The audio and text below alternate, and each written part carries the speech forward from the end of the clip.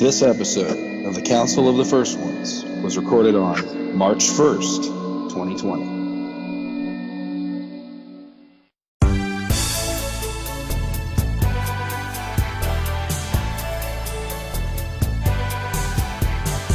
Hello, everybody. Welcome to the Council of the First Ones. I'm Renee. I'm going to play host for you all.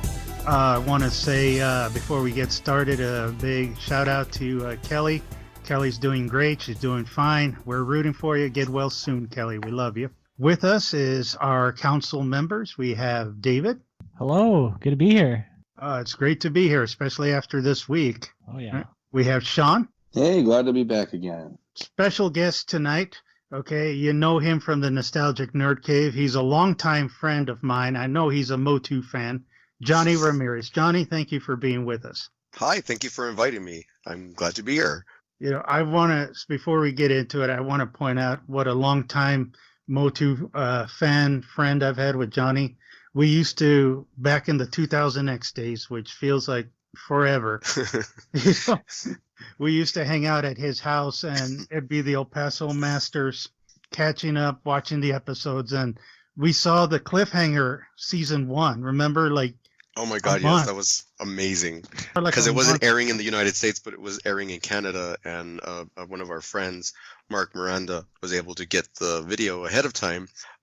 He actually got it from some friends that were able to record it in Canada, and we watched it at our house, and we were all these grown guys watching it. We were like little kids. We were all excited with our sodas and watching cartoons. It was awesome. Awesome. Yeah, it was awesome. And that was the first time, too, I got introduced to Joe Amaro. Oh, that's right. Joe Amaro was there. Yeah. We saw some stuff that back when, what was the magazine? He had done some Toy Fair. For Toy Fair that hadn't even shown up yet. And I was like super stoked that he brought some samples. Yeah, I remember he came in, he brought us his Count Marzo that he sculpted. Exactly. And I was like, wow, you know, I mean, he did like an amazing Count Marzo from the 2000, he used the 2000X He-Man, and it just was mind-blowing how detailed. And this is him starting off.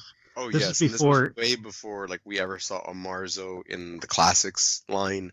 Like it was the first Marzo figure I'd ever seen. Completely customized, of course. Yeah, and then he was like, "Here, you hold it." I'm like, "I ain't touching it. I don't want." I just had a nightmare of me dropping it. Exactly. But then, no, those were awesome days, and I really enjoyed getting to talk with other fans that were equally as passionate about it, and it was a really cool time. Yeah, and now you have the Nostalgic Nerd Cave, which again, I look at your stuff. You know, you are everywhere with your stuff, and you know, one thing I point out, you know, Johnny has a lot of cool stuff. You know, oh, thanks. I mean, back in the day, you had cool stuff. I can only imagine what, you know. I mean, back in the day, you had the 2000X Snake Armor He-Mans from Europe. You had the nice Skeletor statue. I know, that I damaged. I know. That's what happens when you have income and you don't have kids. And so we're glad you're on here, especially this week. I mean, this has been a week now. We're recovering from Toy Fair. I got to say, it was delayed, but I think it was worth it. I mean, special thanks to Pixel Dan for, you know, giving us that, you know, that window that, you know, into what Mattel has planned for Origins, for giving us that look that we were so, you know, we were waiting so impatiently for, right? And there was at a point where we were worried that they wouldn't show anything. But yeah, thankfully they came through. They had some beautiful figures on display, and we got a very good look at them. Well, part of it was he did release a video. I forgot if it was either Friday or Saturday, where he said that Mattel had nothing. Oh, that was Friday. And I appreciate that. At least you knew not to like keep checking your browser for any updates, not hitting up websites. Right. Monday.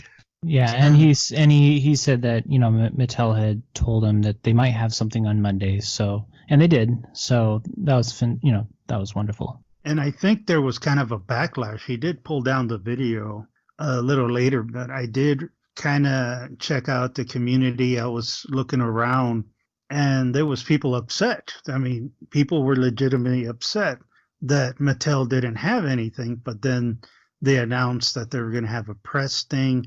I'm hoping that maybe this was planned, or again, worst case scenario, that maybe they forgot a box, because they're flying from California, they're in El Segundo, and they're flying to New York. Maybe they forgot a box. Yeah, they had overnight. That's entirely possible. It could have been just some simple thing like that, Yeah, but I don't think Mattel is dismissing Masters of the Universe. I think there is quite a bit, and I think they had a nice showing on Monday. And there are some differences. I mean, we've seen the figures, right? Yeah, there are quite a few changes, and we dug deep into those, and analyzed those changes on the Origins fans group, where we did a fun Toy Fair discussion series, and so there was a lot of fun discussion on those points. Okay, you know what I was really impressed with the Sky Sled, because didn't the Four Horsemen originally come up with that idea of being able to change out the heads on it, so you could either be like the evil Sky Sled or the heroic one, or one was more like a viper, or the one was more like a gargoyle? Yeah, they are doing the two head, and they got the two chassis designs you can switch out. Right, and I like that, even that flame firing effect that you can add to the cannon, and there's actually an extra cannon down at the bottom also that I don't remember ever being on any of the other versions. It's kind of nice to have it separated from the what's it called, the battle tank. Well, that's the rocket firing now, isn't it? Right. Is that a mechanism they added?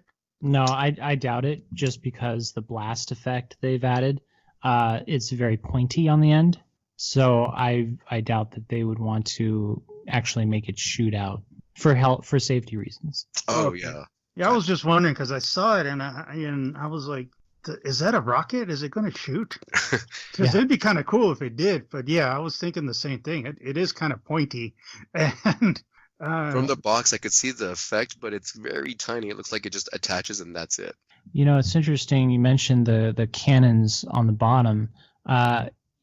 So if you look very closely, it looks like on the vintage vehicle there are some very small cannons sculpted onto the lower piece of the lower chassis of the Sky Sled, and that was played up certainly in the classics version.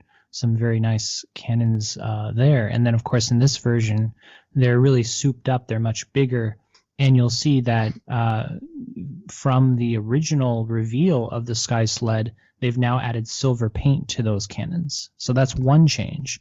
The other big change is that those stickers on the side of the Sky Sled, they are no longer sculpted. They're very flat, at least in what we saw at Toy Fair, and so they're quite different now compared to what we were shown on Facebook. I think it's brilliant. I mean, you're getting two toys for one, or guys like me, I'm going to end up buying multiples, I guess. Well, I could always use another Prince Adam, but I wish it'd be like a generic guy in there. Like yes. It would have been cooler if it came with like an Eternian guard. Exactly. So then I could have had a reason to buy two. And then, I got two Eternian guards to add to this. But it comes with Prince Adam, which, again, neat. Absolutely neat. I'm not arguing about the figure. But, I did kind of want to have both. I have the classics. I got the serpent head one, and I have the gargoyle head or dragon head one. And I ended up buying a extra battle ram part from a Chinese dealer, and I ended up with I managed to talk to a customizer, and I got a green rocket nice. to go with it, and that's a little custom thing I did for my bad guys. But here, because I'm getting two Prince Adams, I kind of wish I could have gotten like a regular Eternian guy, or maybe they would have done something so like I could switch out parts, because you can switch out parts with these figures. And I could have like a good guy, or I could make him into a bad guy. You could make him a faker Adam. Yeah. Well, or like you said, a palace guard that has both a good guy head and an evil head, like they had with the classic set. Or I was thinking like switch out armor and a helmet. Yeah, there you go. You know, so like, hey, you know, this guy could put on some orange armor and he could be an Eternian guard, or he'd have some black armor and would have like a Centurion. Or he could be kind of a double agent guard. Yeah. Or a corrupt guard or something like that. Yeah, but I do think though that we are going to see a battle ram down the line. I have really good vibes from that line, and I was just impressed with that. And you know, there's more down the pipeline. Absolutely. You know, I wanted to talk about the Prince Adam. One, of course, one thing we saw is we're not getting a cloth vest like we did in the SDCC2 pack. It's now plastic. It looks very much like the classics version of Prince Adam, you know, the vest. And I believe it looks pretty pink, although that could just be the lighting because it looks a bit more red, certainly in the At times it looks more red. Right, yeah. Yeah, well, I've seen photos where I think it's by the camera.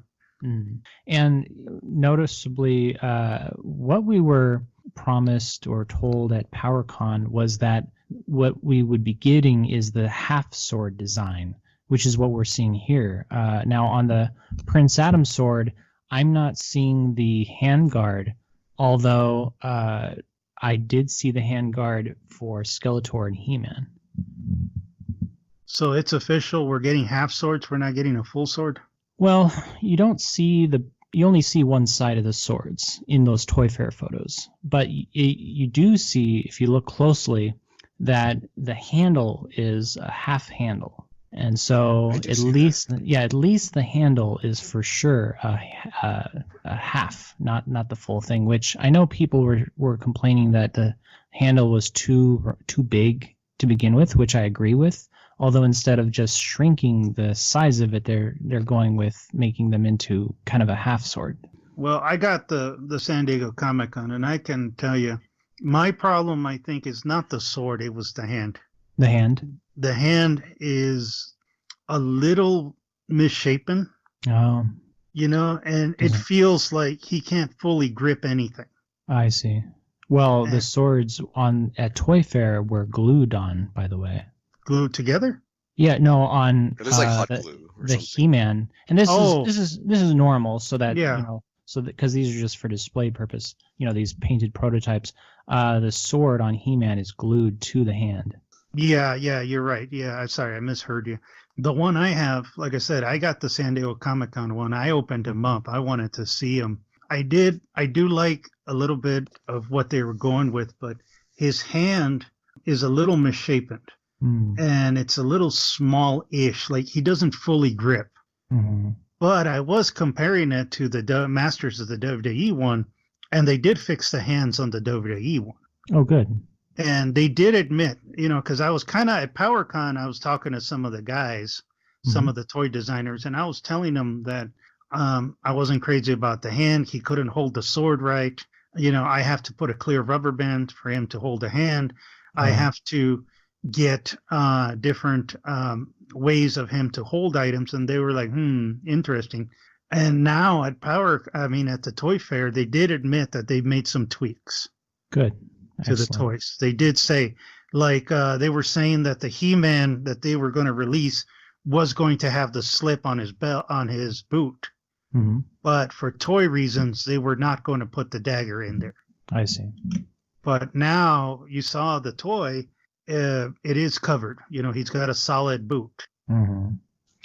Well, here, and I want to get to He-Man, but one thing I wanted to mention about Prince Adam is that we saw a packaged Sky Sled set, which features gorgeous artwork.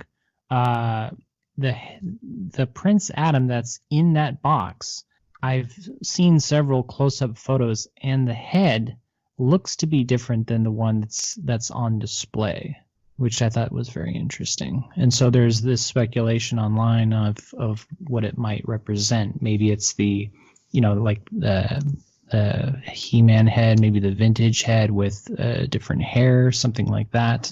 But there's no definitive answer.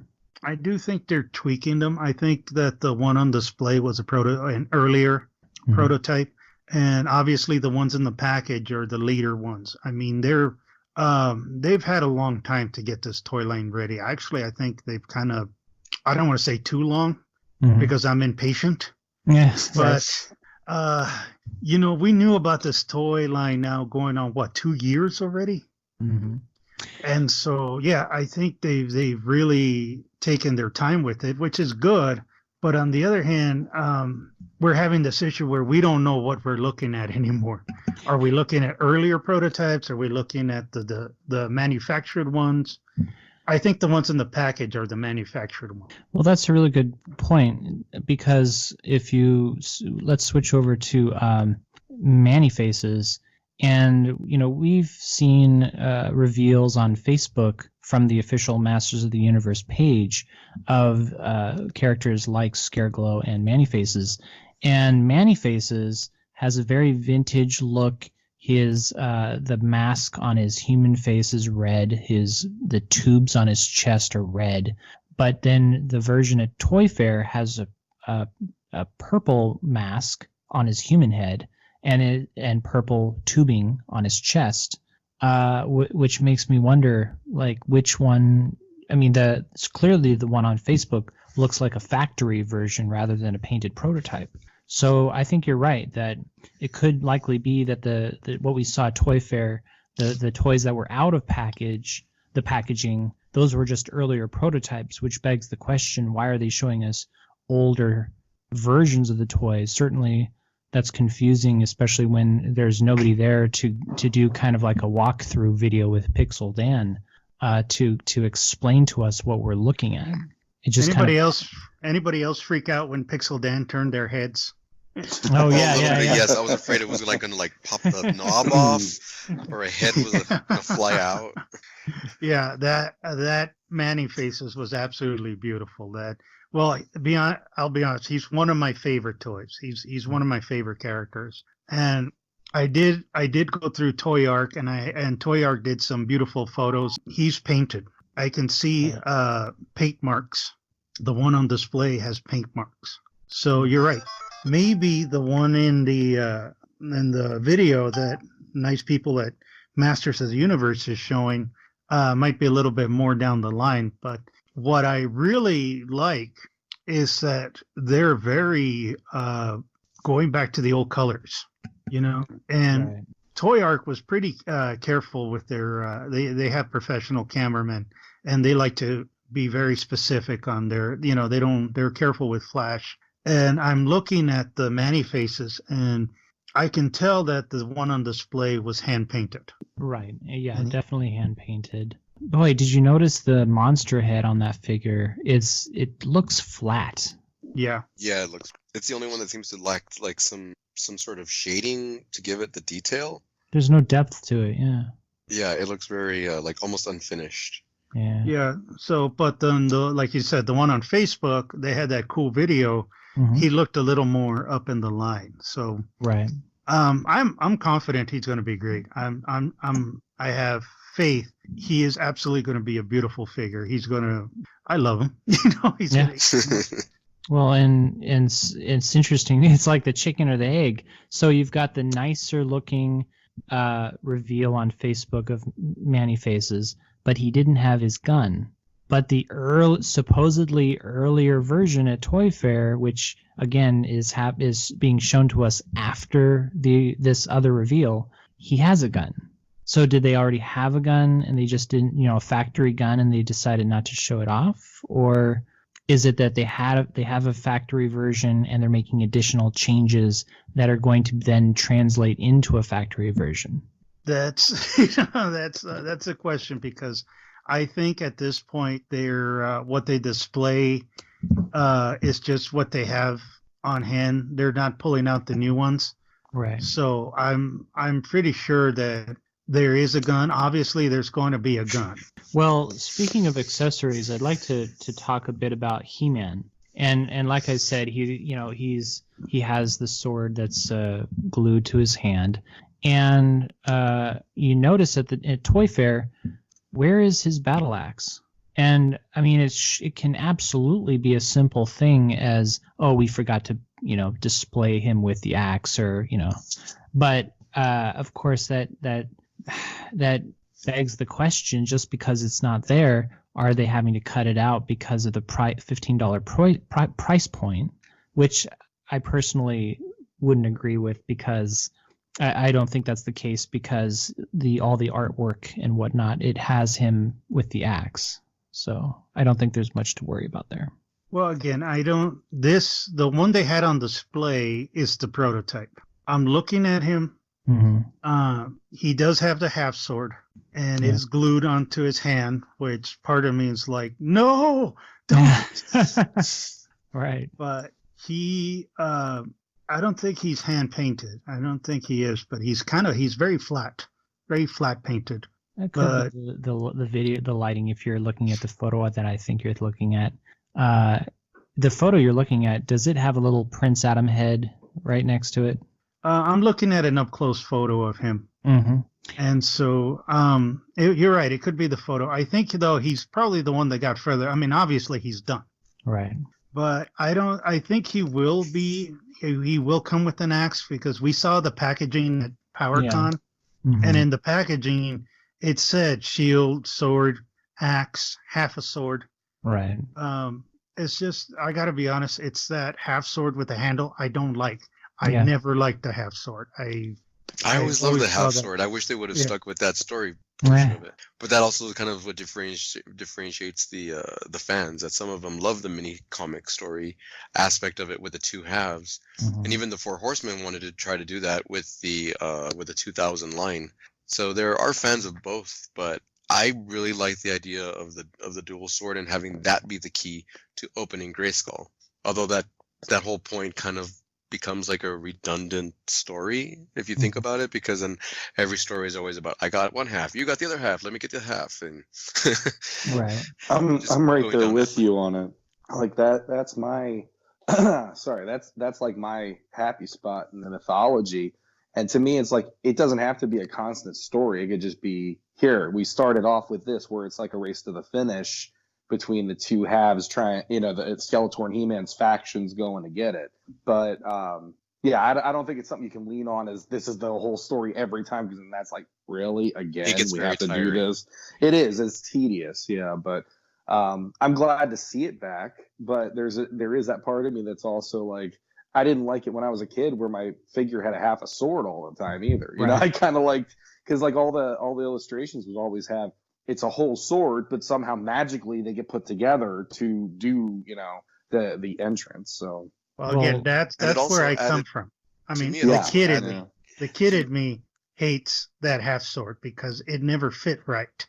Mm-hmm. And you're right. All the mini comics, all the comic books, He-Man had a full sword. The cartoon, he had a full sword. Yeah. And I'll be honest with you, as a kid, I didn't want to play with the half sword. As a kid, I super glued this. I had two He-Mans. Oh my God. I had two He-Mans. I cut, because that one had the studs, so I cut one of the studs, and I super glued the swords. Nice. And even then, he never held them right. Because that sword was too thick. I thought you were gonna say you super glued the sword to his hand. No. I meant to say I glued two half swords, right? So I could have a full sword. What I did like about the mythos of the sword is it also kind of went along with the Castle Grayskull, where you had the flag, where you could have it flying one way for the villains owning it, or flying it the other way where the heroes were in control of it.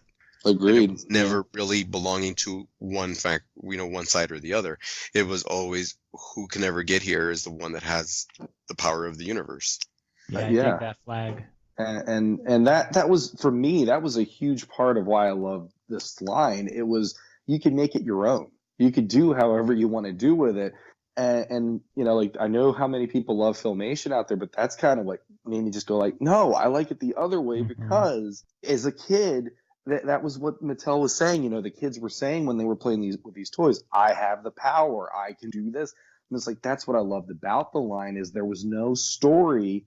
in place to go, this is how you have to play with this in the beginning. It was basically, it's like capture the flag, you know, these Skeletor's factions versus He-Man's. Who's going to get to the castle first? Who's going to get inside and learn the mysteries of the universe? For me, that was awesome. It was, I could make Skeletor win today if I want to and all that, you know, and I love that about it. And it was weird that you have this giant skull-faced castle that the good guys have. And you're like, that doesn't always... And granted, they've made stories that explain that, as far as like bad guys would never look to find power in a place that looks like this. I thought that was a good idea also, but I think all in all, the idea that every kid has their own imagination, can make these stories up in their mind, and there are no rules, which I was actually a stickler for the rules when I was a kid, but now I can see the amazement of like, you want the Ghostbusters to come visit? Sure, let's have all through a time, and he's visiting Adam, and oh no, Transformers are joining, you know, the bad guys.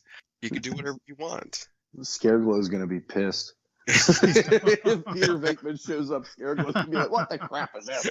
The supernatural, or the castle's getting invaded by the supernaturals guys. Yeah, visionaries and stuff. Sure. Next year at Toy Fair, you're gonna see them back.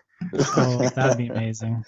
You're gonna see them and the visionaries. Come on, 6-7-inch visionary figures. It's about time, ladies and gentlemen. Come on, We've seen, I think, at least one visionary, a new one from Hasbro somewhat recently, didn't we? It was the San Diego Comic-Con package.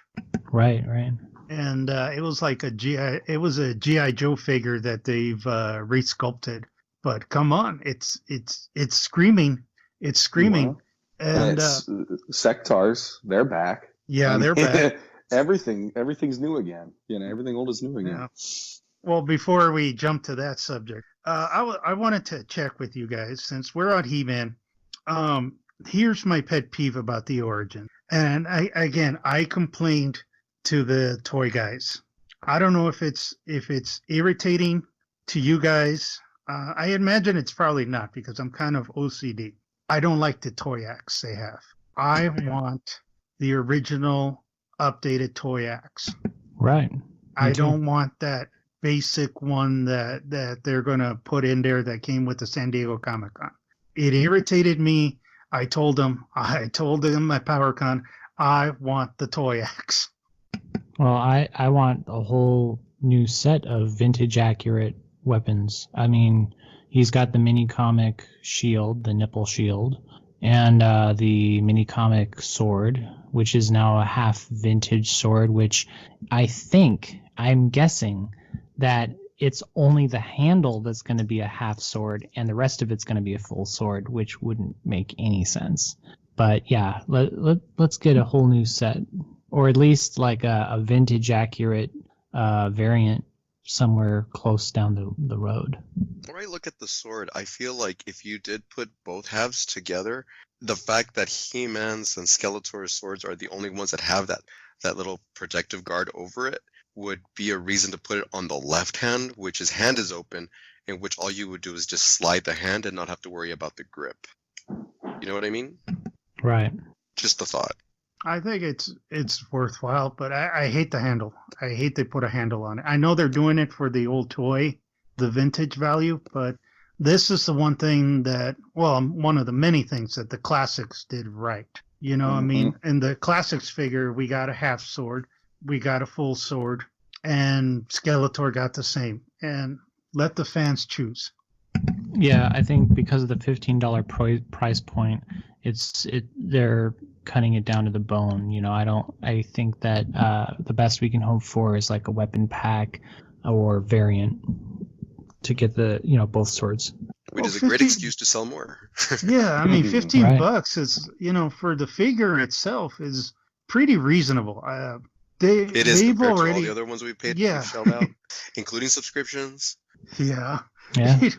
But again, if you go to the toy aisle and all that, that's pretty much what these figures are going for, and they're going to get more bang for their buck. I mean, the He-Man mold itself pays for itself.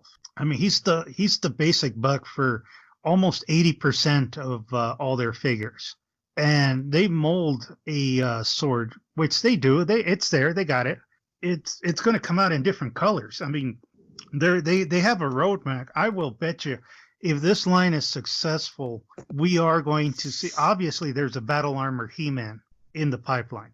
Macho Man has the battle armor. You know, they have. And that's what I feel about the WWE. I feel like what they did is they like took all the kinks that they're going to run into with the Masters. They got rid of all of them by making the WWE and kind of like trying things out so that we complain less as fans when they actually come out with the actual figures of the origin. And I think you nailed it.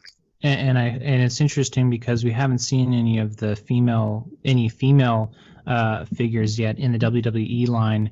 And I want to see what they end up doing for the knee articulation on those female figures, because it's just atrocious what we've seen so far with the floating knee design.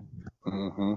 Yeah, that for me is a huge turn off in the line no matter what. I mean, the only one that Trapjaw and Manny Faces are the winners there, where you don't have to see it as much. It's a little more hidden in the sculpt, but I like, my daughter has some of their Wonder Woman figures that they came out with 2 years ago or 3 years ago now for the movie, and I realized they started doing it even back then. So I don't know how far back that goes. I never realized how bad it looks. It looks bad on the little ones though. The big, if you have like a big doll, like my daughter has like the 12-inch doll of Wonder Woman, it doesn't look so bad on that because it's a little more incorporated. But when you're dealing with a smaller figure, it just looks like there's these weird flaps on them now. And when I see them, it just makes me go like, what was so bad about either, you know, doing it like the originals and then just having a hinge in there, or what if we did it like classics where, okay, it's just when you move it there, you see the little thing. I mean, most people are used to that. It's not that big of a deal. You don't have to, why change what's already been everybody's been doing it. It's not that big of a problem. I'd rather I think it needs shape. I mean, I'm looking at the Tila figure, and I gotta say I agree with almost everything. But yeah, the knees are just weird. They look like like chicken breast cutlets. The more I look at them now. Well, like a joke I said, actually somebody was asking about him. I go, it's kind of like she's got armor on her thighs at this point because it's stick out so far. It's almost like, well, she's got armor plated thighs. They're just flesh color, you know. Well, and when the legs are bent, she's gonna look like a robot, like something out of Westworld. Exactly, and for me. The Origins line, it amounts to, I'm still kind of perplexed why they have to go back to this when we've already had Classics, and Classics kind of was like, they knocked it out of the park with a lot of this stuff. And there's a part of me going, all the new things they're adding to this aren't making me excited. It's more making me cautious about it, because I already have the stuff I love at home. And then to see it on the pegs, I'm going to love seeing them on the pegs. When I pick them up and I have them in hand, I won't know what to say until I do it. You know, I didn't get the SDCC pack or anything, but there's definitely something about some of these design choices where I'm like, it will be fine to be put on my shelf, but I'm also just, it won't be like my go-to probably. It'll be Classics, or the Vintage will be, that's my definitive He-Man, you know, and Tila and everybody else, I think. And I completely agree, because I'm not really drawn. I mean, I like the fact that they're going on the pegs again, but I'm not willing to put like the amount of money I paid into the original Classics. Like just Trapjaw alone, the fact that I remember the 2000 comic, you know, it had like his jaw and the detail, like the tongue. That's really cool. This one is very, you know, it's very sanitized, and I can understand why, because you don't want to creep out kids.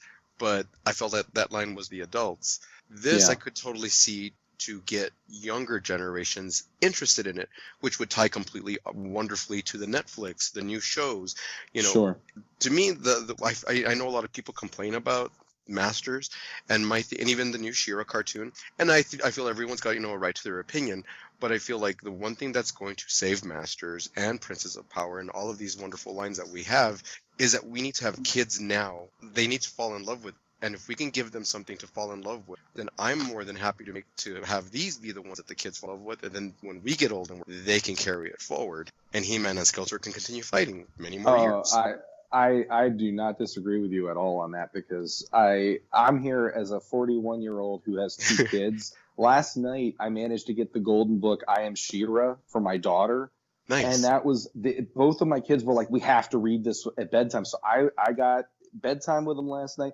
We read the I Am He-Man, I Am She-Ra, and my kids are Nice. pointing out the different characters they like. My son was pointing out Too Bad.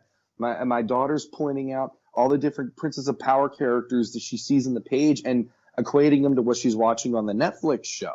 And we're talking about this. And at the end, when it got to the last page of the I Am She-Ra, she goes, I love this book. And I'm like, I'm so proud of you. You know, it made me happy. And it's like through her and through my son, I'm seeing them play He-Man and She-Ra. They're running around the house actually doing, I'm He-Man, I'm She-Ra. And they're doing, I Have the Power and For the Honor of Grayskull. And I'm like, this is just, it's melting my heart going, this won't die with me. Exactly. And I think that's the problem. Do try to own it. Yeah, trust me. Like you and I could probably have a whole conversation for hours about this because I agree completely with it. It's just, I guess that's the thing. Like that, I'm not upset Origins is out there for people who love it, and I'm not upset that it's going to be something that kids hopefully will latch on to, and it'll create a whole new generation that want to pass it on to their kids, and then the battle continues.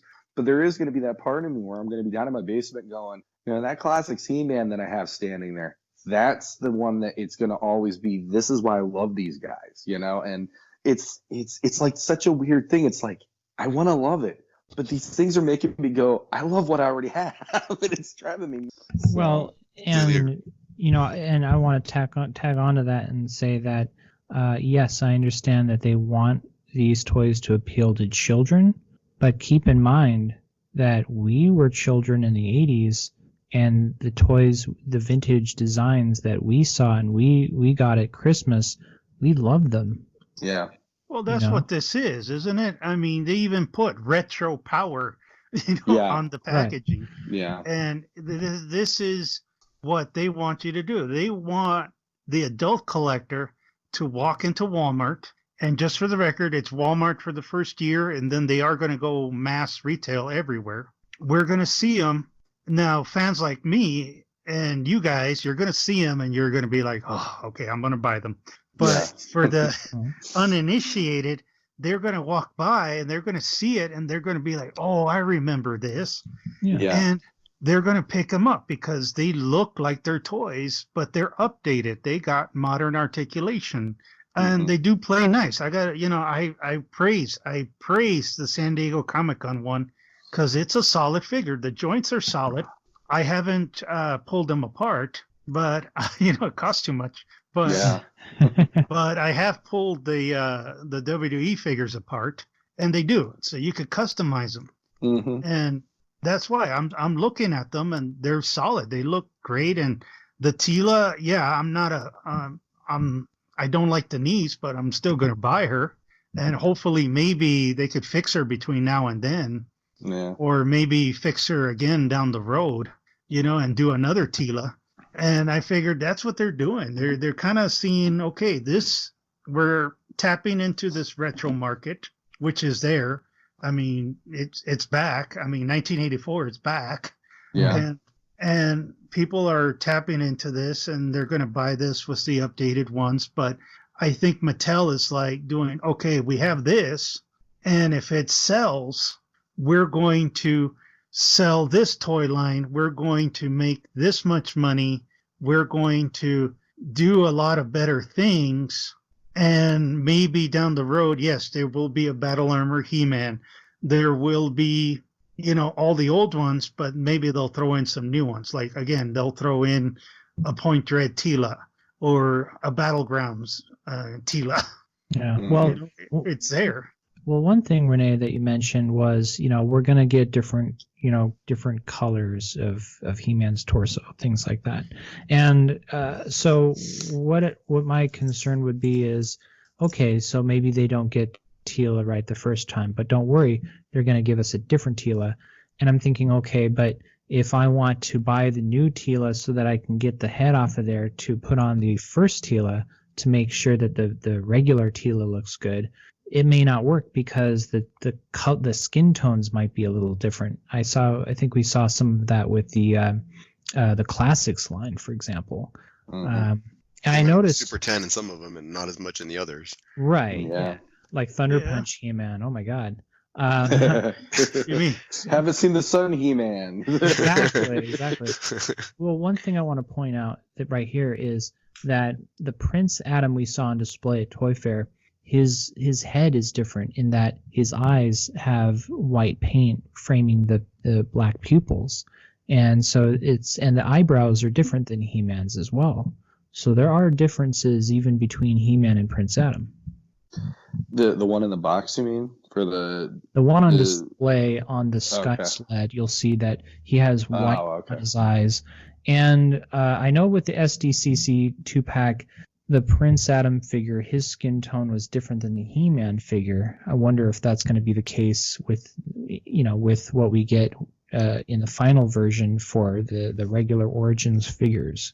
There is a weird transition going on in the toy industry right now, and I wish again I could talk to a representative. We got to get a representative on the show, and just ask him, because we live in this era where they said that they're using 3D modeling and 3D rendering for the Masters line, which saved them a lot of time.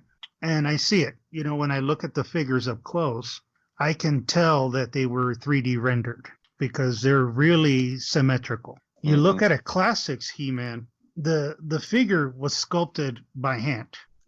And they did a little documentary a long time ago where the Four Horsemen showed how they made the Masters of the Universe line and the classics figures, and they had like rulers, and they drew on wax paper size portions and all that so they could get it right, like a muscle, like to make a muscle like huge and bulky, they had to draw it. And it was really interesting how they do it, but now it's 3D rendered. And so if you look at a classics He-Man figure, as beautiful as he is, he's not symmetrical 100%. Mm-hmm. But then human beings aren't symmetrical. Exactly. And so here I keep wondering, what process did they do to make these figures? Because I am seeing, like you're right, the He-Man doesn't have painted eyes. Mm-hmm. But Teela does, and they're beautiful. Well, Teela is a whole other story because her head was changed quite a bit. You'll see that her nose is thinner, her eyes are quite different, and they have now they're blue, and the blue takes up her whole eye, so it looks like where there should be white paint, it's just all blue, and her chin is very sharp and pointy now. The whole head might have shrunk as well. Well, my theory is that they're still tweaking with them. But the other thing that I'm seeing, like with the Prince Adam, because the Prince Adam comes a little farther along. And again, we don't know what we're seeing. We don't know if we're seeing earlier figures or later figures. Mm-hmm. But now, too, we live in the age of 3D painting. And so I keep thinking, like, God, are they using 3D painting on their faces? Hmm. So at least we don't get that warped figures we used to get with our classics, right? At times, or again, I have a Teela with no eyebrows because or an Evilling with wonky eyebrows. Yeah, or again, you see like the drunk not the drunk He-Man, but the drunk Luke Skywalker figure that came out on a few waves where the eye was just a little droopy compared to the other, and Too much blue milk.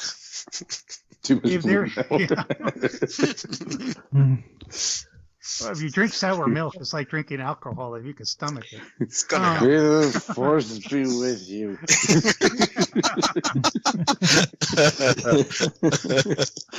Well, how could they tell if it was bad? It was like blue milk, wasn't it? It turns green.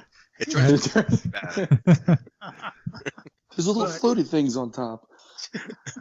They saw Luke Skywalker. He drank it straight from the whatever that's called, straight from the from the source. I was gonna say from the source. Let's just say it that way. Yeah.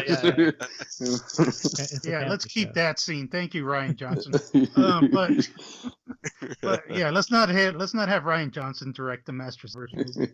But just to the point I was saying is that we're seeing a lot of advancements, and when I see the figures, I kind of like to see like, I kind of see the history, like, this is the early, this is what we're working on, and here's some newer ones. And so I'm curious what He-Man we're going to get, because I could see Prince Adam in the package. He looks pretty advanced, so I'm thinking he's ready. But then the old He-Mans, I think they're the prototypes. And so frustrating. Yeah. And I want to see, I'm with you. I want to see the final models, so then we could be okay or not okay. Right. I could just notice, like right now, I'm going through the pictures. I noticed some paint or lack of paint on some of the displays of He-Man and the other one. So I'm more inclined to believe they were prototypes. Yeah, some of them definitely look like painted prototypes.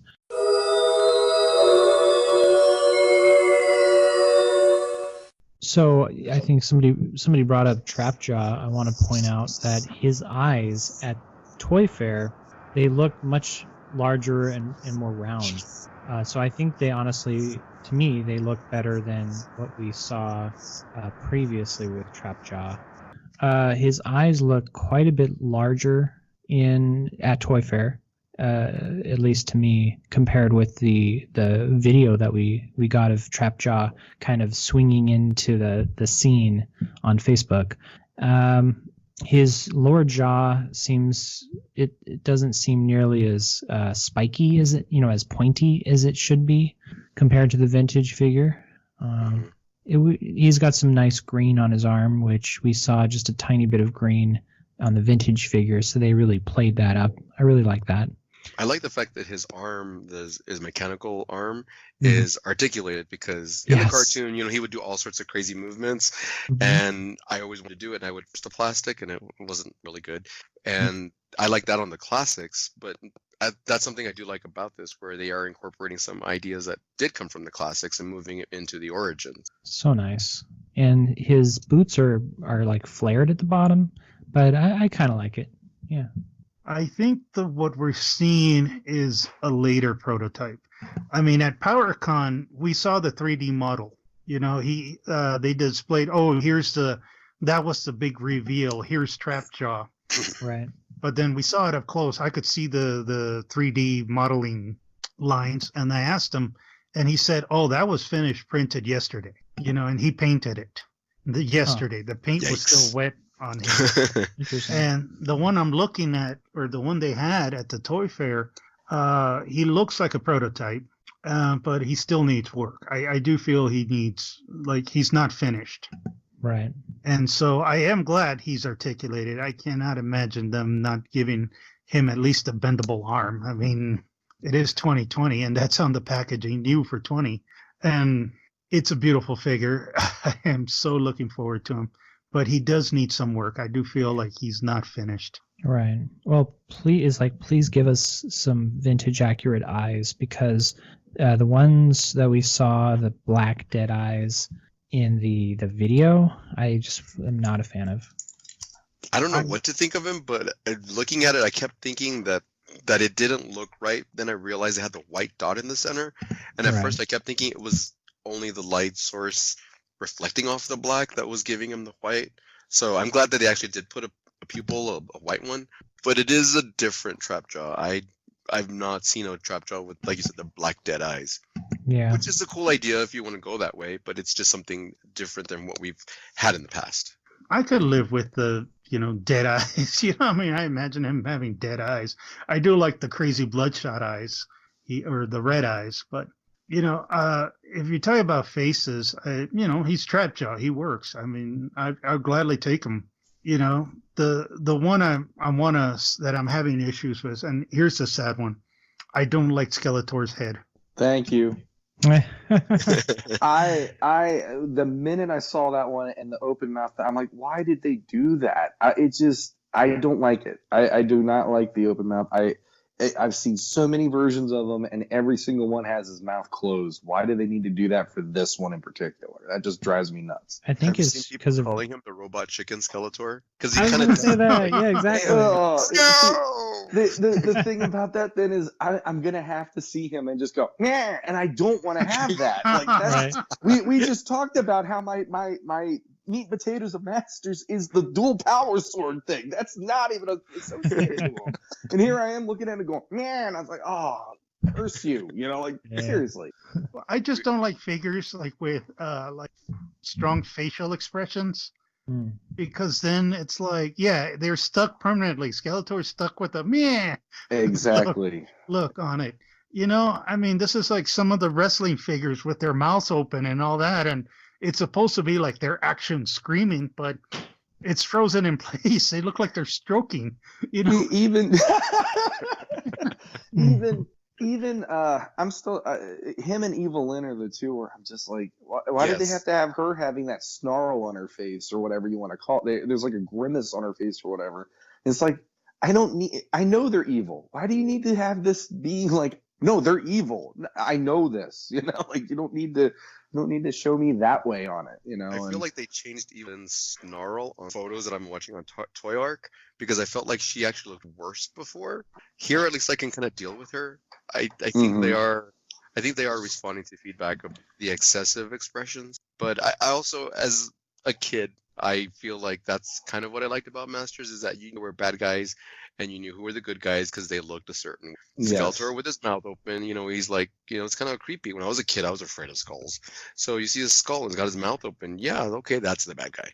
And she's obviously a bad person because she's giving you this snarl. So I could totally see that. But I understand both sides of it. It does look off, but at the same time, if you're trying to give the kids an idea of what these personalities are that are attached to the characters, the expressions give off a lot without having to write it into the packaging or into the stories.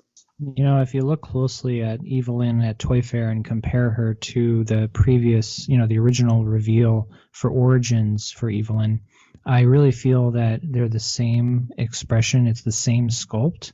And the only reason I think why they look different is because the one at Toy Fair is a painted prototype. So you feel the ones that were shown this weekend were not painted? No, I think that the one at Toy Fair, the Evelyn figure, is a painted prototype. And so when you look at the face on Evelyn at Toy Fair, you're looking at the same sculpt, the same figure. But when you compare it to the more factory version that we've seen of Evelyn, it's really the same figure. Yeah, it just looks different because it's somebody just painted it up. It's got the human touch. Right, yeah, exactly. I see what you're saying. Yeah, I agree with that. Skeletor, you notice at Toy Fair, and I've been told, people have said that Mattel is going to fix this. The Toy Fair Skeletor has purple paint above the boot line. Yeah, he was like that previously, I think, too, when they started releasing images. And for me, I was like, why? That just felt weird, too. I mean, I'm one of these people that if I'm going to get this line, I got to get a He-Man and I got to get a Skeletor. And those guys have to be like the standard for me of what I'm about to get. And when I see He-Man, he's mostly He-Man. You know, I'm good to go on him. I don't have too many complaints. But then with Skeletor, I'm just like, the mouth is open, and then there's the boot thing, and it's like, where's the third thing that's gonna drive me nuts about this guy already? When He-Man, it's like, for the most part, I'm gonna give you a pass because it looks the way I'd feel an updated He-Man would look, even retro. But that stuff just, I don't know what it is about it. I'm learning how particular I am, and I hate myself for it. Yeah. That's what's happening here. Because it's like I don't understand why they needed to have his mouth open, and the boot thing to me is just like, if you're gonna sculpt it like that, why did you do what you did there? Like, I don't know. I think he got overzealous with the paint. That's what I was thinking. It's like my kids with a coloring book right now. It's like, why are you doing this? You know? See, the line was here. That's all you needed to do.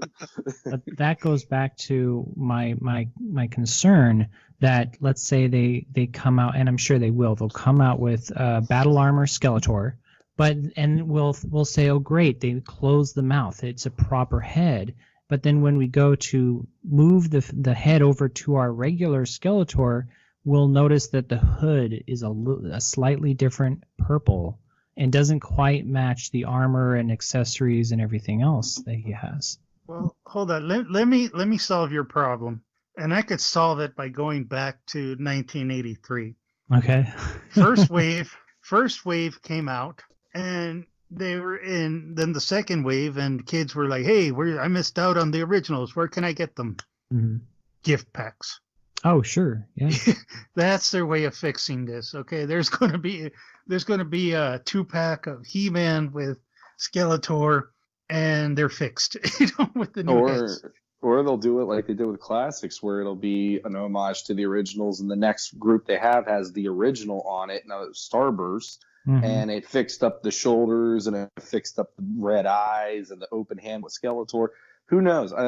It could be the gift pack, so that would be a more cost-effective way to do it, especially for 2 figures. The like 2-pack or 3-pack, those kinds of sets could be the vintage accurate figures, which I would hope they would just have completely separate single carded figures like that.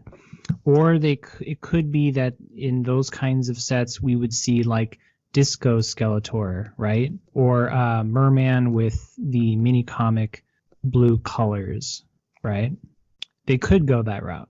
That would be fun. Yeah. But however we can get the parts that we need to give our Origins figures that right look, the look that we would prefer. Well, to me, it just Trap Jaw. Yeah, I would love to see that. Yeah, mini comic Trap Jaw. Yeah, yeah, that guy's awesome. Yes. Just to me, just to point out, it feels to me like Skeletor's mouth got whiter. When I saw him at PowerCon, I was like, okay, the mouth is wide, but okay, I'll take this.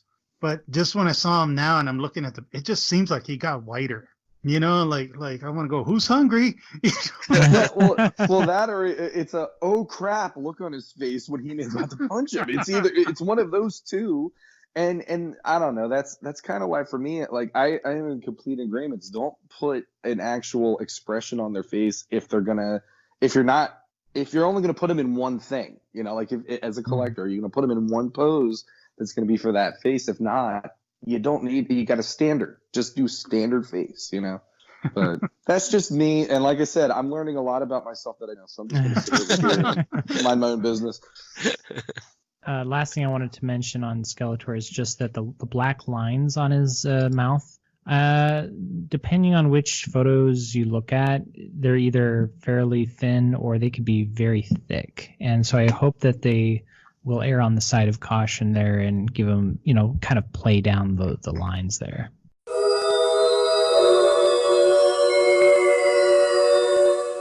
Yeah, Scareglow, I think it's the one they got right. They got a few right.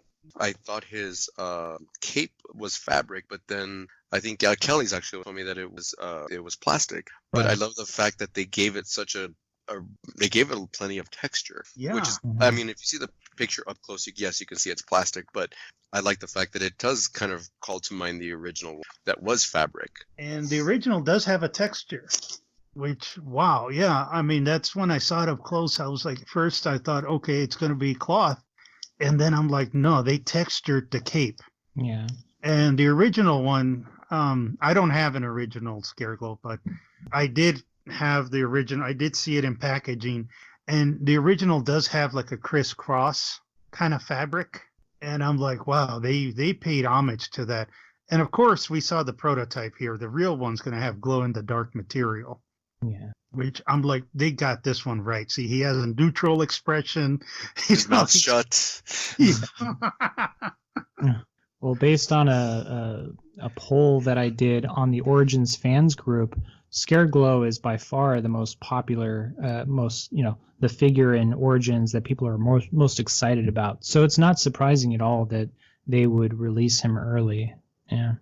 He seems like an easy go-to figure because even with the Masters of the Universe Classics, he was one of the very first ones, wasn't he? Because he's pretty much got just a different paint job and everything else. They took Skeletor's feet, He-Man's body, you just do a skull and we're done. Yeah, he was within the first year. I forgot what order it was, but he was within the first year. Because you're right, he's easy. He's just absolutely easy to do. And the fact that he was so hard to get for many of the people that originally collected it in the vintage line, putting him right up front kind of catches those people that say, oh, I never got the Scareglow figure when I was a kid. Puts him right up there and kind of like generates that interest in the line. I want to mention that I personally just really don't. I'm a little different. I don't like the cape. It looks knitted. It looks like he's at home knitting it, like his mom made it. But it's fun because it's easy to put a retro cape on there, right? Grandma Jan made I that don't want you to get cold when you go scare people Exactly. tonight, honey. It's cold in the darkness. Put this on. Exactly. We call her Nana Glow. Can somebody do a fan fiction? Yeah. Nana Glow. Nana Glow. And it could be the lighting because it looks very pink. I guess you could say pink at Toy Fair, but again, that could be the camera, the lighting. In the original reveal, it was much darker. Very nice. One Look purple. The cape looks purple. light purple compared to again the original reveal photos. Somebody pointed out that there's been a change at least between the original reveal and the Toy Fair version, and that's one of his hands. In the original reveal, it's a claw, an open claw, and in the Toy Fair version, it's a grip hand, which I thought's very interesting. Yeah, he does have a grip hand, and I assume that his halberd is going to be probably a green glow. I mean, this is a rough prototype, obviously. I don't think he's going to be that textured, maybe. I do like the classics version when they did the cape, because it's kind of becomes a little transparent down at the bottom, so a little more ghostly. That's right. That was really... Yeah, it just shows the detail, they put with the classics. And I'm hoping, they do a little bit like that. But as far as I'm concerned, I'll take him. Right. As long as he comes with a glow-in-the-dark body, I see this at the toy store, well, I'm getting him, And I imagine he's going to be the hot figure. He's not going to be a peg warmer. And it will be glow-in-the-dark, which is very exciting. He's going to be the one that I buy. Sorry. No. You are going to buy them all.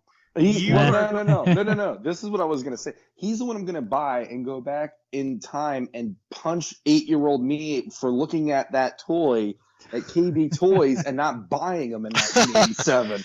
Man, was I an idiot that day.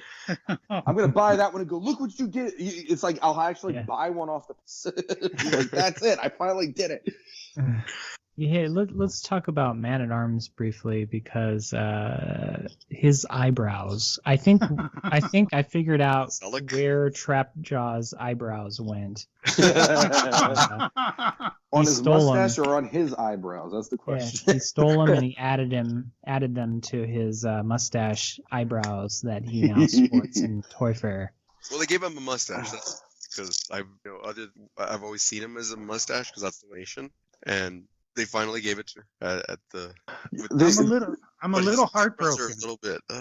I wanted him with 2 heads. I really wish they went the classics route and included 2 heads on him because we're not getting that much with him. We're getting the figure with the armor pieces and his regular mace, and that's it. Yeah. He seems kind of downplayed after you've seen from the classics for so long. Well, they could have. Would it have killed him to put like an unshaven head? The shaved head in there, so we don't get this weird Genghis Khan look. Yeah. I wish he looked like Tom Selleck, but no, he looks like a weird Mario or a village person. The one that when it comes to the look of him, somebody posted it in one of the groups, and I can't not see it ever since seeing this. Is they said he looked like Jack Black in Nacho Libre, and now that I've seen it, and they actually posted here's Jack Black, and here's the face of Man-at-Arms. I can't unsee that ever again. So now I'm sitting here going like, you're messing with my head already with this, but. For me, I wish that we had I agree with you because I like that the shaved face because that was the Man-at-Arms when I started the line, and that was my mini comic Man-at-Arms. And here we are, we got that one. So it's like it's a weird way of dancing around the idea of the origins, if that's what they're gonna still call it for the line and stuff. That was the original. Like what's so bad about that? But they went Filmation this time around. And if they gave us like the head with no mustache, we could add a mustache. But because they gave us one with a mustache, even if we painted it over, it's still sculpted on there. It'll be like Cesar Romero and Batman. That's no good either. Nobody wants that. So. Well, and I put the picture in the chat here, but in the original Origins reveal, he looks much closer, I think, in terms of the colors to the vintage figure. This Toy Fair version, and again, it could be the lighting, but the armor seems to be a much darker orange. I have a issue. I'm not colorblind, but I have an issue with colors where I really don't distinguish that much. I mean, green is green to me. Mm-hmm. It's just one's like lighter green, other one's darker green. You know, it's green to me. And so some people tell me, or there was a big hoopla about Man-at-Arms having a different color tone when the classics came out. Mm-hmm. And I was kind of like, what? He's green and orange. That's the way he was. I don't know why people were kind of getting bent out of shape about it. And I look at him here. Yeah, he looks like Man-at-Arms colors. Mm-hmm. And maybe down the line we'll have a 2000X one with the arm cannon, and maybe there'll be the snake armor one with the gray armor on. He looks great. He just, that head sculpt is just, I don't know, man. Like it's like mushed in. He kind of has like a pug face, and I guess maybe it's just I wish they would have spent a little more time sculpting the face. I think his brows are just really thick, and I think they actually just minimized, because if I'm seeing the picture you guys posted, the original Origins reveal. The eyebrows are thinner, and even the mustache seems thinner. Yeah. On that one, so I could see why this one looks like he like a chocolate donut and it's like all on top. Right. Eyebrows are super thick, and I agree. It looks like they're too thick. Well, you'll see there's a different skin tone, which actually now matches, I think, the vintage figure better. And I think the face sculpt, I think they were definitely going for the vintage sculpt there, which I commend Mattel for. But when you take the vintage head sculpt, which is kind of puggish, and then add in the mustache and the super thick eyebrows, it just ruins it. Mm-hmm. Well, too, maybe it's the color wish too, but I mean the color tones. But I do wish he was a little more lighter, like brown skin, mustache and eyebrows. You're right. The original reveal, I'm looking at it. He did have a little thinner eyebrows and mustache. So, again, we're still seeing prototypes. The more I look at him, he does look like he has Trapjaw's eyes and eyebrows. Because his eyes were just little black dots. Well, it's like drawn in. He's got like penciled in eyes and all that, which I guess they're trying to give him that squinty look, which he kind of did have. He kind of did. I got the original somewhere, and he does kind of have a squinty eyes. I think that's something like you were talking about the 3D sculpting and rendering, and then also the 3D painting. And there's something to be said about the way that it was hand done originally, because some of that stuff you could just, it worked in how the hand painting of it and the hand sculpting of it. Now it's so precise that we're having these discussions, and it's like, it's because of the way it's being done versus the Horseman doing it or the original sculptors doing it of the vintage line. And I feel like, personally, that detracts from this line for me. It does feel clinical more than anything else at times when I look at some of these figures. Like, there is something to be said about asymmetry, even if it's a little bit of asymmetry sometimes. It's a little more pleasing to the eye, maybe. If you go in and do a CAD drawing, it's going to look perfect. But then when you look at it, it's like there's something kind of clinical and very, it doesn't feel like it's hand, the hand renderedness is gone. Unnatural. I was gonna say, did you guys ever remember Final Fantasy the movie when it came out, the original CGI'd one, where everyone said that the movie was great, but the humans were just kind of distracting. I read this really great article once that was exactly what was wrong, is that because it was all done on a computer, they were able to completely make everything symmetrical. And our brains as humans they actually can detect this imperfection, which is actually the perfection, and we tend to not trust or not gravitate towards things that are too symmetric, because we know humans, like, one eye's a little bit bigger, one ear's a little higher. And I agree, that's exactly what's happening with these toys, is they're matching it too much. Which is kind of like what you were saying earlier about the faces, the way that they're painted. There's a huge difference between the human touch and versus a CAD drawing, because CAD drawings can be great for a building. You want to make sure that the door is exactly where you want it and it opens perfectly. But an eye, when you're looking at it, if it looks exactly the same, it, like you said, it looks clinical. It looks off. even though it's perfect. Yeah, and I mean, CAD drawings work for the vehicles. I have no problem with that because those should look symmetrical.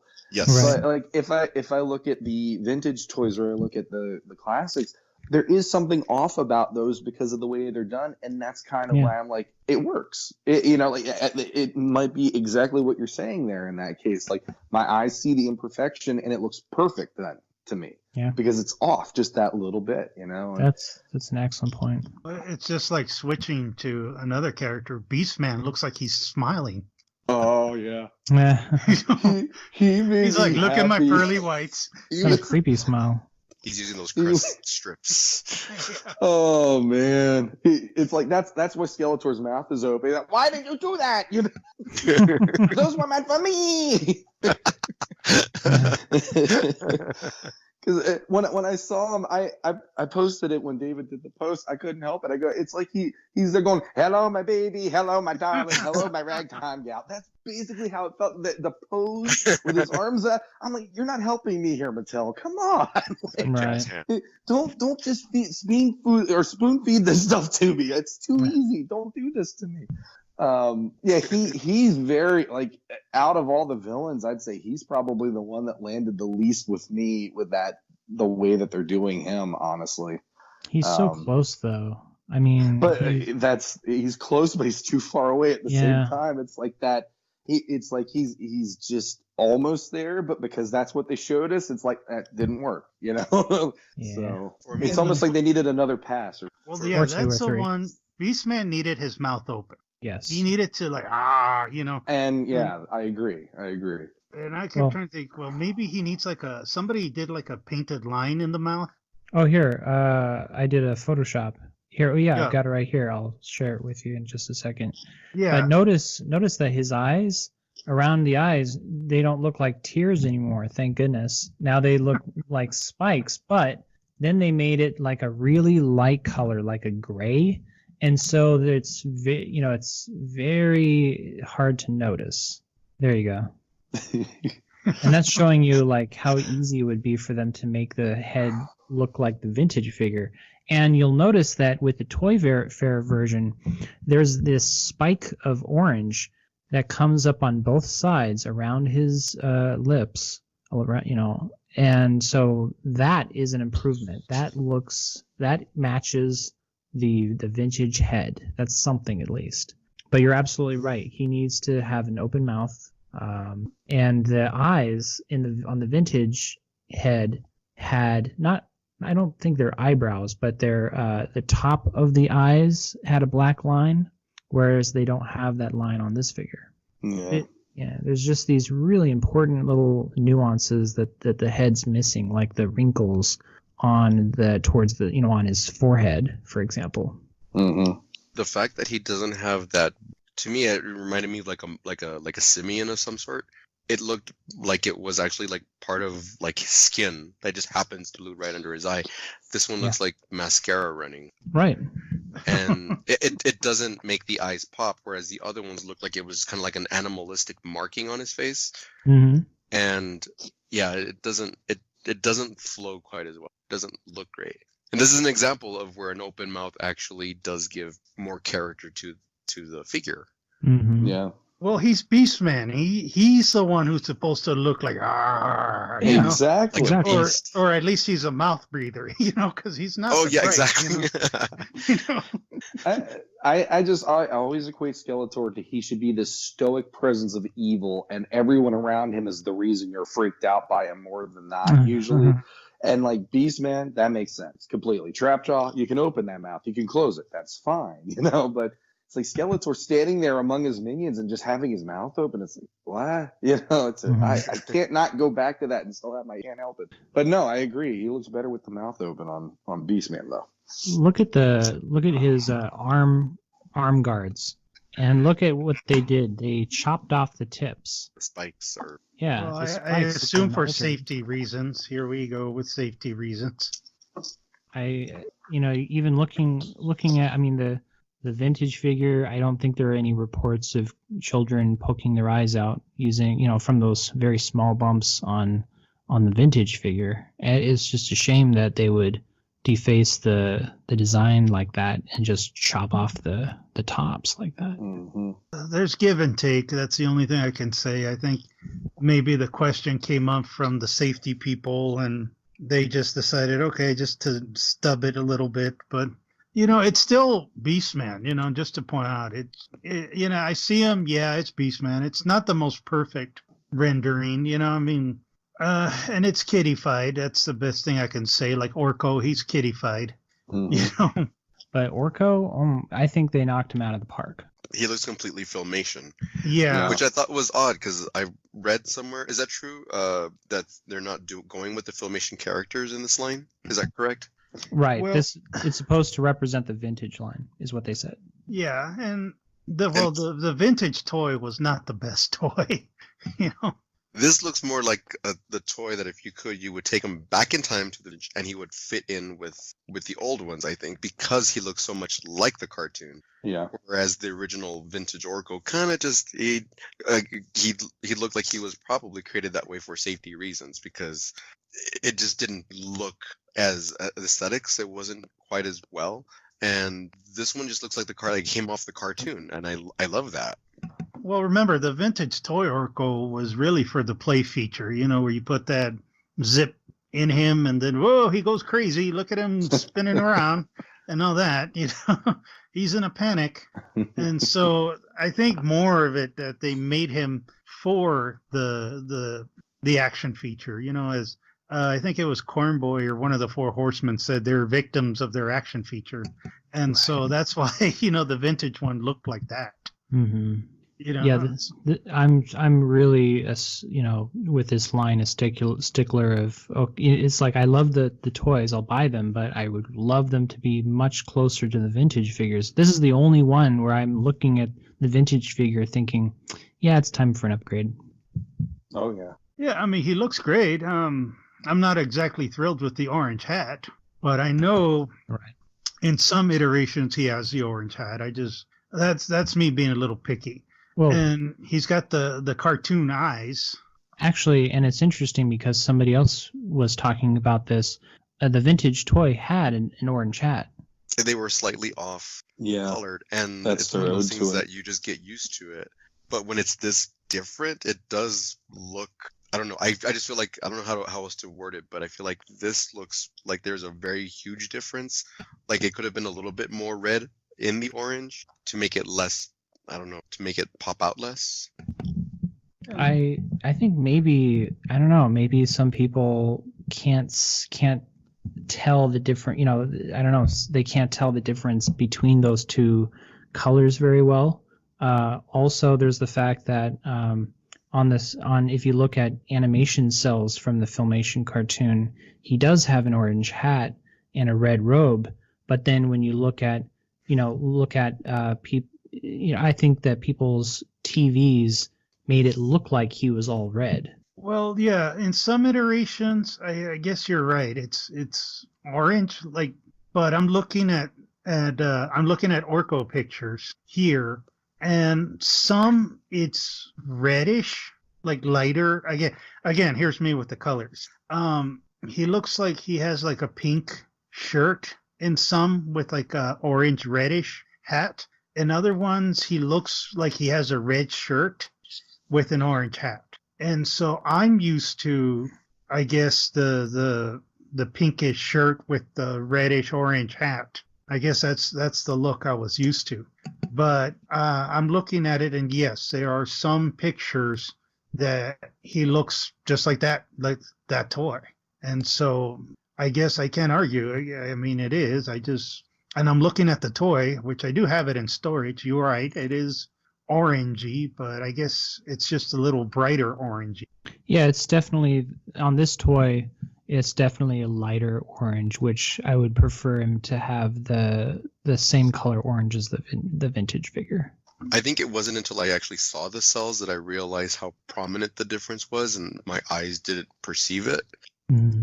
And I completely agree that orange has always been there. I just think right now it's a little bit lighter in what they've done in the past. Right, I agree.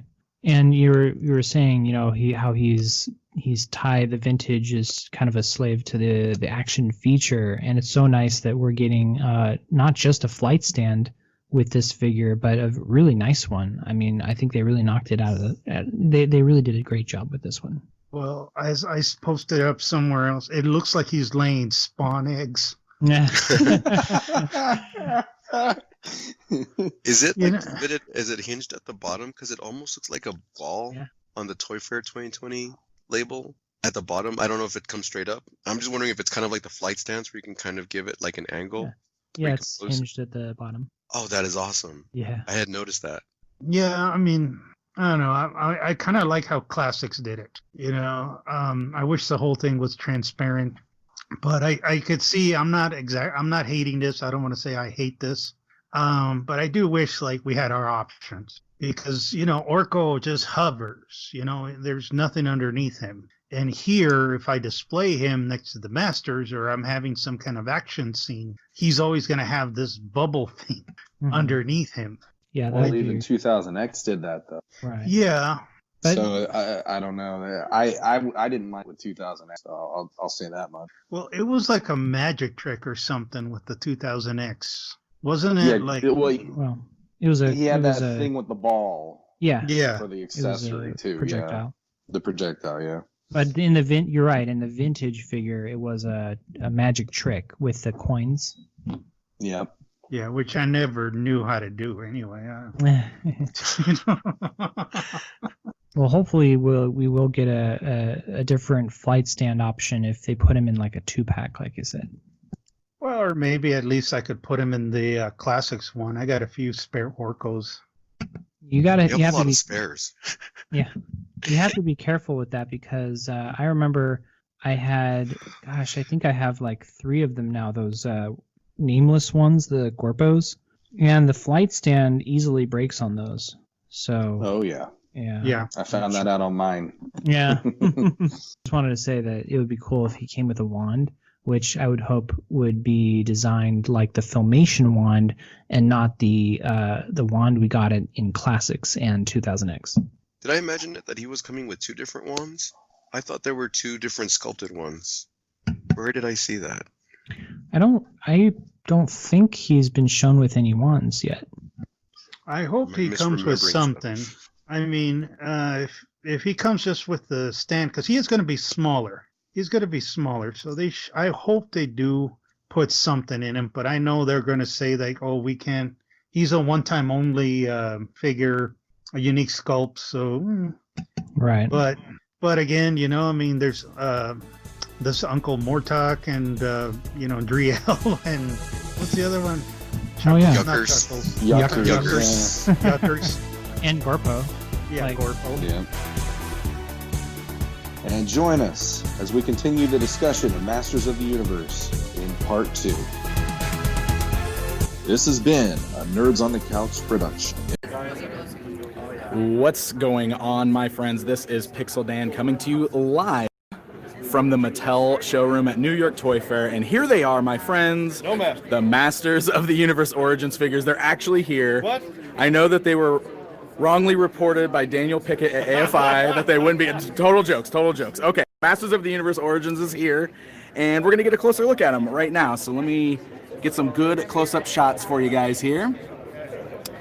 We've got our Skeletor. Now, several of these were revealed back at Comic-Con. A few of them were revealed back at PowerCon, but some of them we're seeing for the first time in person outside of what we've seen revealed on Facebook. So there is our Skeletor. Coming over here to our Evil Lyn.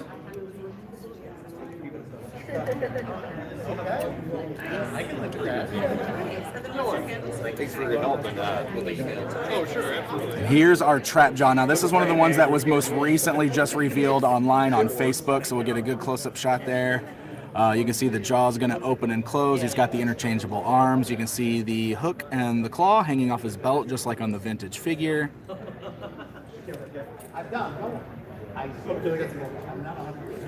Beastman, of course, is right back there. He's another one that we saw back at Comic-Con.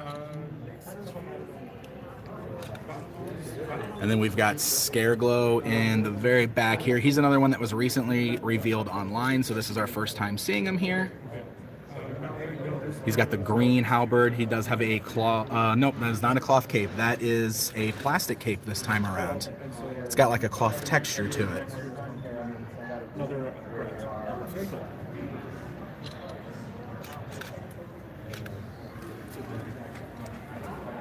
Manny Faces is down here in the front. And they did tell me we could do this, so we should be able to turn him. It's a bit, there we go. There's your monster face. There's your robot face. Works just like the vintage toy. There's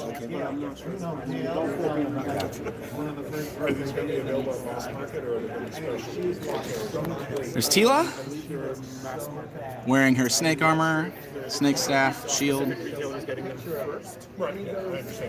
Here's our He-Man, of course, revealed back at Comic-Con. Same with Man-at-Arms here in the front. And then, of course, we've got Orko, who was also recently just revealed online. So this is our first time seeing him in person as well. He's got a cool blue base for the floating effect. Very reminiscent of the kind of blue magic-y base we saw back in the 2003 line. And then, of course, we got the card back packaging.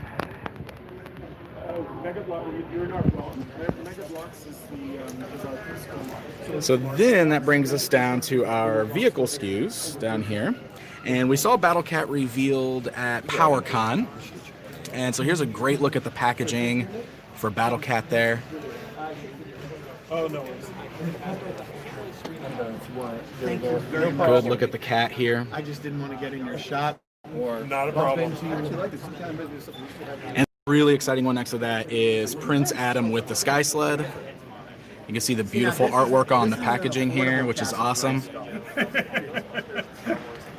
And one you can easily You can see Adam, and you can see there's like a cool little piece of ground with like a little flight stand for the actual Sky Sled there, which is very cool. We got blast effects. We got interchangeable heads for the fronts. It's put away. We got interchangeable things for the side. It's very cool stuff. So it's cool. You got like the vintage sticker basically right there. So you can pop that on and switch that out right there. And there's our Prince Adam figure. It is a plastic vest this time, not cloth like the vintage. But still has that pink power sword. So very, very cool. And yes, for some of you guys asking questions, yes, this is Mattel. This is the Mattel Masters of the Universe Origins line. This is what's on display here at Toy Fair currently. Okay, so I'm going to walk you guys over this direction for a second. And give you guys a shot over here of the Mini Masters. Now, we saw the Mini Masters revealed back at PowerCon as well, but they were very early prototypes at the time. So you can see now it looks like the villains are going to be coming in Snake Mountain clamshells, the heroes coming in Grayskull clamshells. You can see the PDQ, the box that we're going to see in the stores that you'll be able to pull the castles out of. We've got a very cool Castle Grayskull design. You can see kind of the cross-sell on the side of the box there. So there's a look at our minifigures that come inside their very cool plastic playset. Basically blind bag toys, but you know, instead of a bag, we actually get like a cool little plastic playset. And there's pegs on the top, so you can actually stand the figures on the top afterwards and use it as a display for the figures. So that is something that's pretty cool. And there's chase figures as well. So like you got like Mini Comics, Trapjaw, Disco, Skeletor, Slime Pit, He-Man. Those are like chase figures in the blind bag run.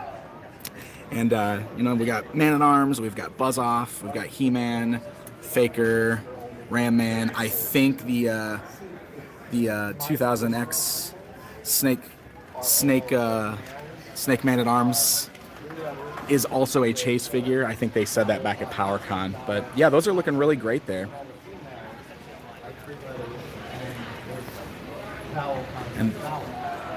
And there is nothing here for Masters of the Universe for the Netflix shows. This is all we've got currently on display. So it's just Origins that they're focusing on currently. So this is the lineup that they've got on display for Origins. These are the Mini Masters. We do have some Mega Constructs, so I'm going to walk down here real quick and see if we can get in there.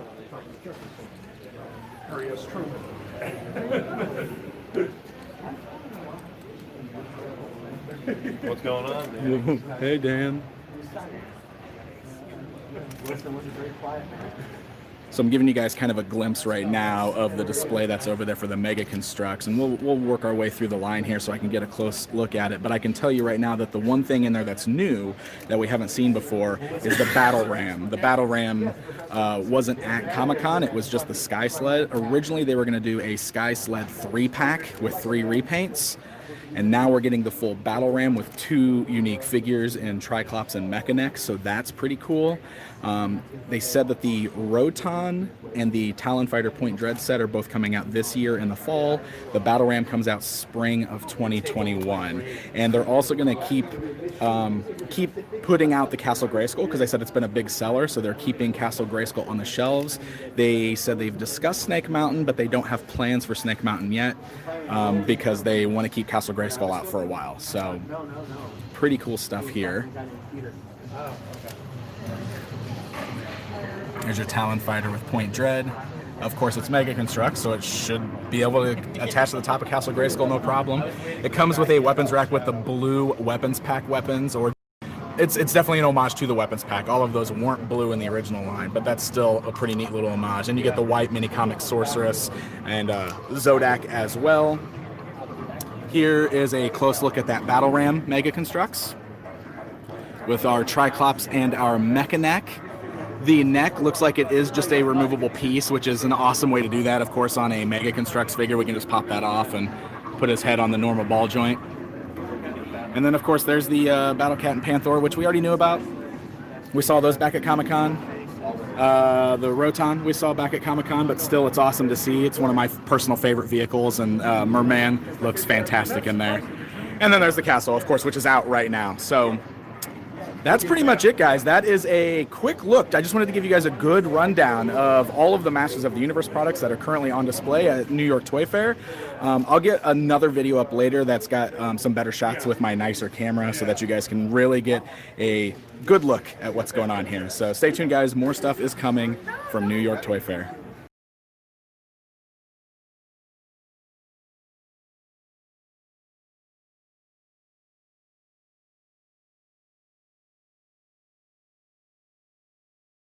In association with AdultCollector.org.